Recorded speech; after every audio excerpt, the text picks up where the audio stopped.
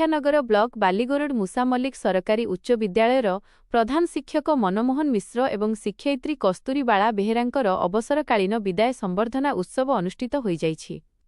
एही उपलक्षे गुंडीचानाली उच्च विद्यालय प्रधान शिक्षक प्रबोध कुमार महापात्रंक सभापतित्वरे एक साधारण सभा आयोजित होइथिला।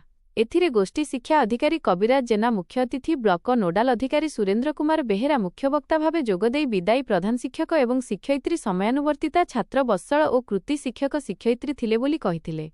ओडिशा माध्यमिक स्कूल शिक्षक संघ ढेंकानाल जिला सभापति श्रीराम राउत, कामाख्यानगर ब्लॉक सभापति सुरेश विश्वाल, ब्लॉक संपादक गजेन्द्र कुमार नायक, अवसरप्राप्त प्रधान शिक्षक प्रमोद मिश्र, बालीगोरड ग्राम सभापति अलेख खुंटिया, विद्यालय परिचालना कमिटी सभापति जितेन्द्र सामल, पंचसखा शिक्षा सेतु सभापति शांतनु विश्वाल प्रमुख सम्मानित अतिथि भावे जोगदेई प्रधान शिक्षकଙ୍କ गुणावली संपर्करे आलोचना करिथिले।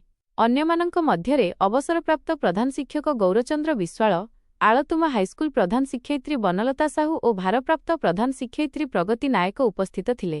शिक्षक दिलीप कुमार नंद कार्यक्रम में संयोजना करथिला बेले शिक्षक काळंदी मुंडा धन्यवाद अर्पण करथिले।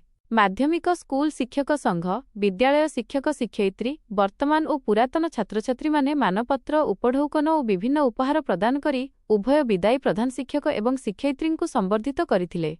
भारप्राप्त प्रधान शिक्षयित्री प्रगति नायक, शिक्षयित्री तपस्विनी परिडा, सुचरिता मल्लिक, रोजालिन स्वाई, तपस्विनी बारिक, बनिता राउत, ललिता देई, ज्योतिर्मयी नायक, अशांति नायक, कर्मचारी अजय साहू, देवाशीष विश्वाल और निशाकर स्वाई प्रमुख कार्यक्रम आयोजन और परिचालना करथिले।